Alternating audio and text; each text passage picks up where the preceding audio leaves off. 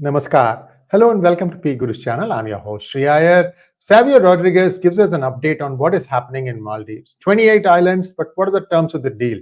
And what happened in the vaccines? What happened in the back end? Because a lot of stuff that has been done had to be, you had to do groundwork to facilitate what finally ended up as an agreement. And Savio Rodrigues very, very humbly never said what he was doing. The left hand did not know what the right hand was doing, but he has had a large role to play in all this stuff. Of course, he's not going to tell us a lot of that stuff, but we can connect the dots from what he's going to say. Let's welcome Savio Rodrigues. Savio, namaskar. Congratulations, you've got a really big win, even though your name will not figure in any of the agreements. Sree, thank you so much for having me on your show. But to put it as humbly and as modest as possible, I am a soldier without a uniform. And when there is a threat that manifests itself towards the country, I will do what I can to neutralize that threat. But what is most important on Maldives is to understand, beautifully said by our External Affairs Minister 18 hours ago on social media, it was imagined by Maldives, delivered by India. Now you need to understand the history around Maldives, in particular the president of Maldives, who is Dr. Mohamed Muizzu. The fact that he is connected to his family is connected to the 𝗣𝗲𝗿 continues to exist. The fact that he does have a lot of backing of the Islamic radicals in Maldives continues to exist. The fact that he has got a close relationship with China continues to exist. But now, if President Muizzu prefers to eat dal chawal over Hakka noodles, then I think we should be happy about it, because he has a choice now from an India out to actually arrive at a welcome India situation, which was not there a couple of months ago. You must understand, President Muizzu was actually a protege of the former President Yamin. And President Yamin was a hardcore China supporter and actually worked for China's interests. Muizzu too is a hardcore China supporter and has been working for China's interests. But he has realized, and after the altercation that happened a couple of months ago, there's been tremendous backlash as far as investments into Maldives is concerned, as far as tourism potential that was seeing a lot of tourists from India into Maldives is concerned.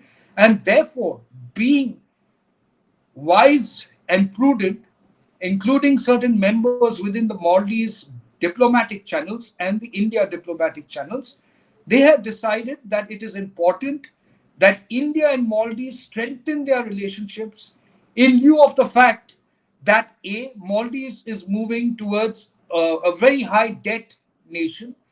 It has debt from India, it has debt from China, and it needs to balance both China and India if it needs to survive. So President Muizzu has realized that it is imperative for India to continue to have its watch over Maldives, its arm of generosity over Maldives, and business to continue between India and Maldives. Rather than an India out, he has now changed to a welcome India. There's been a lot of effort that has gone through this. A lot of people within the channels that work with the government in India as well as the government in Maldives. Because there are certain people within the Maldives establishments as well who do not like the idea of the behavior of certain elements, certain ministers within the Maldivian government, who decided to take on India on social media and criticize India, and for which they face a backlash. In fact, Muizzu at that point of time, in his immaturity, decided to take on India, and soon, after a couple of weeks, realized that it was a bad decision for him to take on India when India has always been a friend to Maldives, even during the time of COVID. Now, one of the issues that we still have to get clarity on the India-Maldives relation, and I believe it will find some level of assurances that will come from Maldives, is on the growing Islamic radicalism in Maldives and the fact that a particular IS operative was caught in India last year in September by the name of Mahmoud Shahnawaz. And there are links to uh, uh, a recruitment cell from Maldives, a sister and a brother recruitment cell that were recruiting young Indian Muslims and radicalizing them in order to actually, go about having a terror attack in 3 places in India, which was caught by the Delhi Special Cell in September last year. So these issues continue and they are serious issues. And I believe the Indian government is actually dwelling on it and ensuring that those assurances are taken from Maldives. From Muisu's point of view, Muisu has to detest himself or to keep himself away from the hardcore Islamic radicals that are connected in Maldives and connected to his family as well. Because there is not going to be any future for Maldives with Islamic radicalism. Some semblance of maturity is returning to Muizu. Whether that continues for a long time is only a matter for us to wait and watch. But what is important is that he has realized that India is a strong partner to him and he needs India to ensure Maldives socially and economically progresses.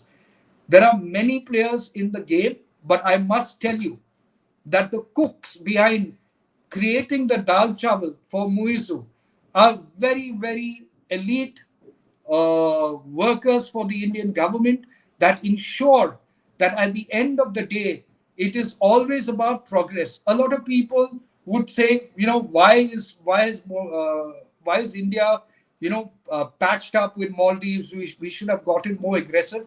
I don't agree with that notion at all. I believe we have neighbors across in our vicinity, and it is important for us to use the carrot and the stick approach at times when you require the carrot and the stick approach. In Bangladesh, of course, I don't advocate that we need a carrot and the stick approach, but we need to show an assertiveness in Bangladesh.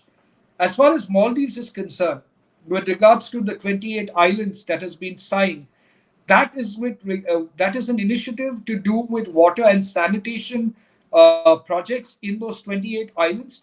What is more important is how tourism and other initiatives will flourish in Maldives post this visit of our External Affairs Minister, Dr. Jaishankar, and how he has managed, along with his team, to be able to diplomatically deal with Maldives, or rather tame Maldives, and bring it down from what was essentially aggression, unwarranted aggression.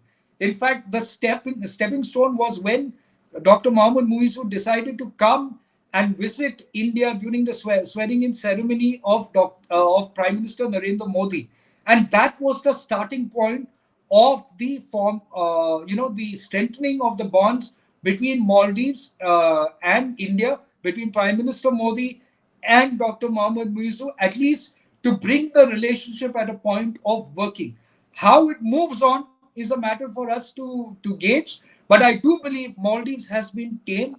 President Muizu is now looking at India in a very progressive and a positive way. That, however, is not changing the fact that he does have an equation with China. But in geopolitics, they are going to have relationships with other nations, and we have to accept that fact. But to ensure that our relationship with them is strong, so that we don't have to deal with the unwanted mess that was created by very immature people within the government and an immaturity of President Muizu himself. Very true, and no doubt this is going to come as a shot in the arm for the Modi government, because they have been beleaguered, myself included, saying that you have to do something in Bangladesh. But there was a content. I mean, there was a quiet silence, a confident silence, if you will, that something else was close to happening. And I think The way the Indian government has approached this, I think I tip my hat, because I'll tell you 2 or 3 things that will not be signed in the agreement, but that will be apparent.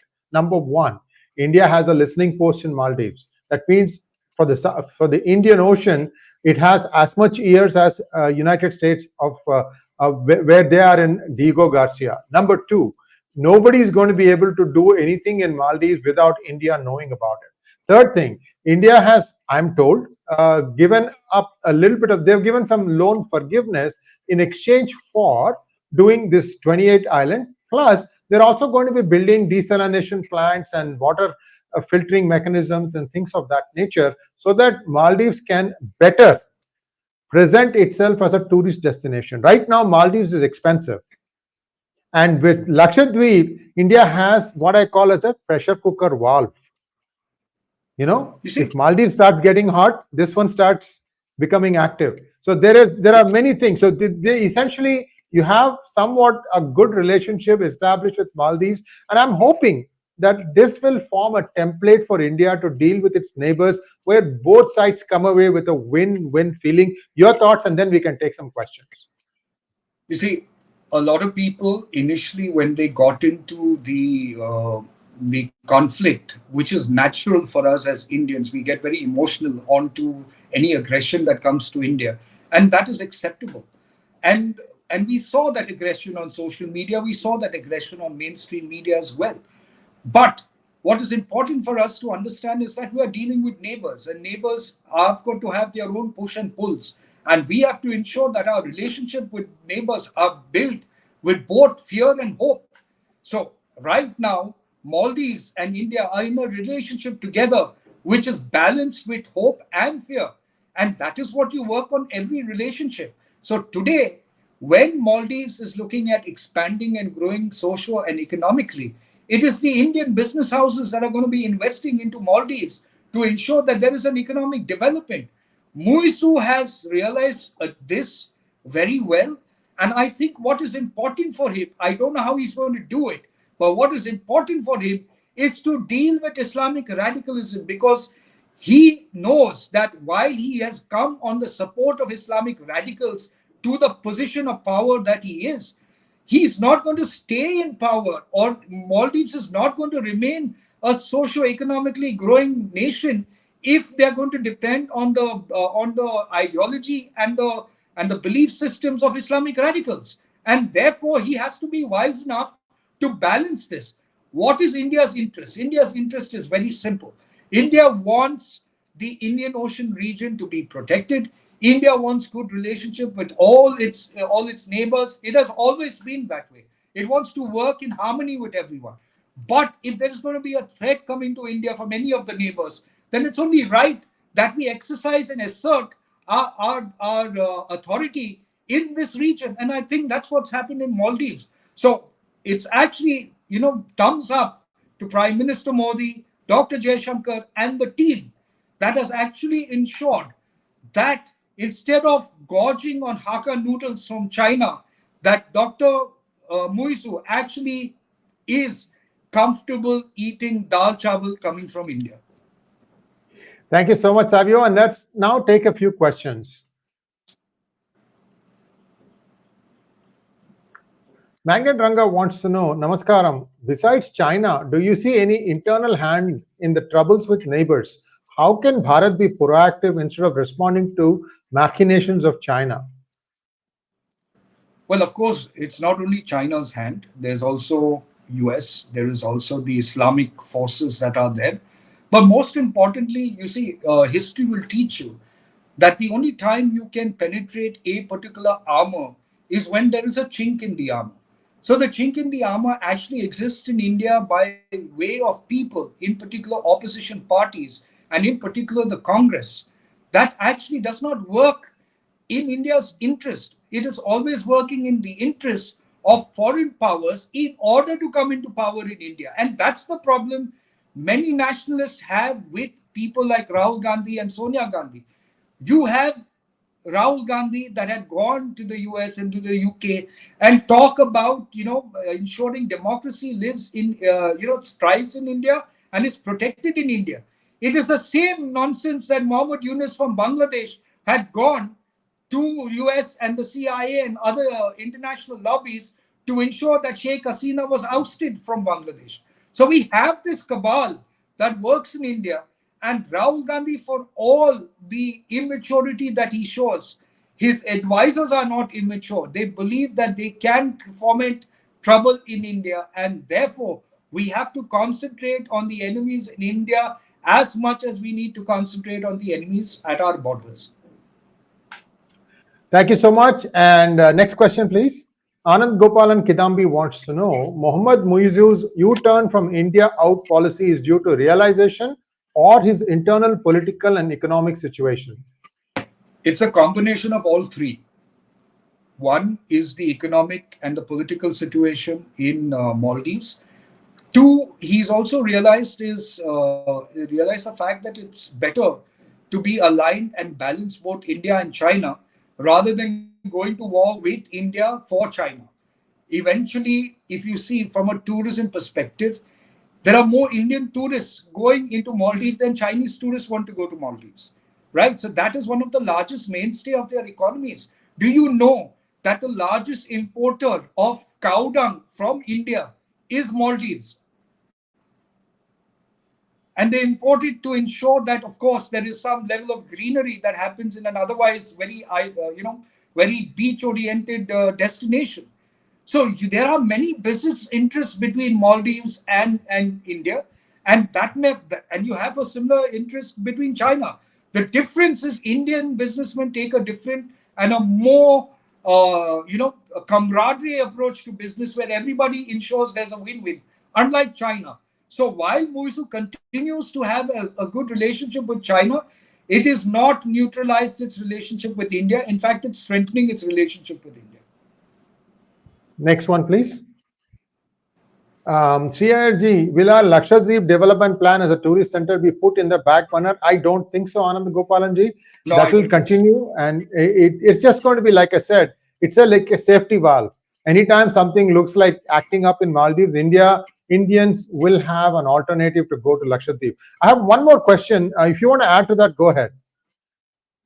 No, I believe that while our relationship with Maldives strengthens, that doesn't mean that Lakshadweep's plan does not continue. It will continue because, please understand, India is looking at growing, not within India alone, but it's looking at growing with its relationships internationally as well. And the Indian tourist, while wanting to go to Lakshadweep, will not stop going to Maldives. They will also want to go to Maldives as well. So there's an option of choices to people. But yes, it is important for Indian tourists to support the tourism in Lakshadweep, and the Indian government is working to make Lakshadweep an international destination. Next one, please. Thank you so much, Shyam Tarun. Shyam Tarun wants to know, Savio ji, appreciate all the work you do. Like I said, I'm a soldier without a uniform. I just do what I'm supposed to do. You know, the country is above everybody else. India is above everybody else. We are all here. We are all here to do our roles. We are here to play our part. And I'm telling you, this is something that I've watched very closely, the Maldives. And for all those naysayers about Modi, let me say this very, very clearly. Please do not lose your confidence in Prime Minister Narendra Modi, because there might be certain things that you don't understand that's happening in the background. But when it comes to issues of national security, when it comes to issues of relationship with our neighbors, there is a plan in place. They might make some errors, but those errors are corrected and worked upon. And at the end of the day, a win-win situation is brought about. Next question, please. Prasanna Venkatesh wants to know, sir, can we believe the same will happen in Bangladesh issue? See, I believe at this point of time, we have to fight for the rights of the Hindus in Bangladesh. We have to fight for the rights of other minorities in Bangladesh as well. The current head of Bangladesh, who is actually a CIA puppet, Mohammed Yunus, he is not going to be able to bring Bangladesh under control because he does not come from that political background to bring the Islamic radicals under control. If Bangladesh continues to be, having its crisis, then India is going to face a backlash. And we, as a Hindu majority nation, it is our responsibility to ensure that the Hindus in Bangladesh are protected. But protected how? By ensuring that their rights in Bangladesh itself are upheld and we deal with Islamic radicalism. Otherwise, like I said yesterday on Shree's program, the Hindus will be slaughtered in Bangladesh. And to add to that, I'd like to add a little bit to that. Prasanna, one thing that these people who made the coup made a huge mistake, in my opinion. And then after that, it is more and more disasters. And I'll explain to you in just a minute. See, Sheikh Hasina did not resign. So in theory, she is still the prime minister. Now, where can she go and appeal? She has to go and appeal at the Supreme Court. What did they do to the Supreme Court? Not just the Chief Justice of Bangladesh, but 5 other justices were also summarily removed. So it is becoming more and more like, I made a mistake, and then you continue to make more and more mistakes. No matter what you say, that this person is this person is this, whatever it is. The point I think I'm trying to say is, it was not an orderly exit. And therefore, this is going to be a huge problem.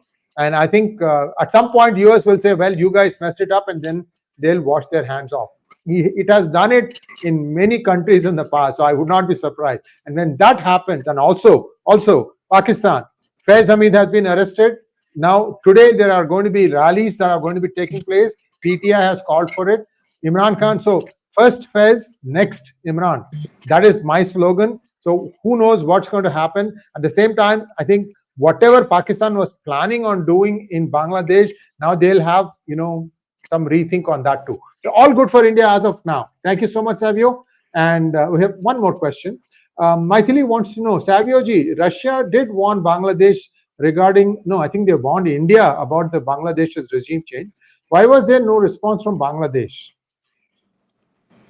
Well, actually, Bangladesh, Sheikh Hasina was always under the impression that there was going to be something that would have happened as far as her position is concerned in Bangladesh. It's just that she didn't understand how strong it would get and whether they would have enough power to oust her. That was the problem. Because in fact, the person who let out the involvement of CIA, not recently, but a couple of weeks ago, was Sheikh Hasina herself in a party meeting where she spoke about a white man telling her about carving out Bangladesh and the Chin state in Myanmar, and also alluding towards India to form a Christian nation. That was something she said. Nobody else, there were talks about this and whispers in certain sections. But when it came from Sheikh Hasina, that's when people really sat up and took notice that there is a probability that everything happening in Manipur and in the Chin-Kuki state, or in the Chin state and in certain areas in Bangladesh could all be linked to what is really a CIA agenda.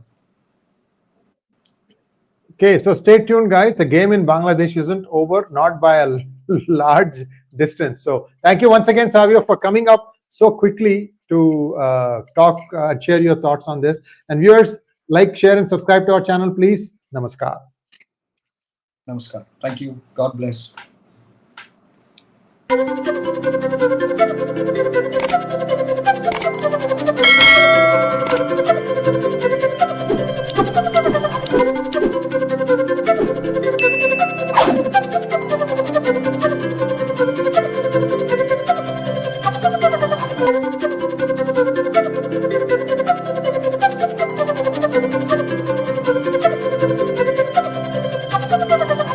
you.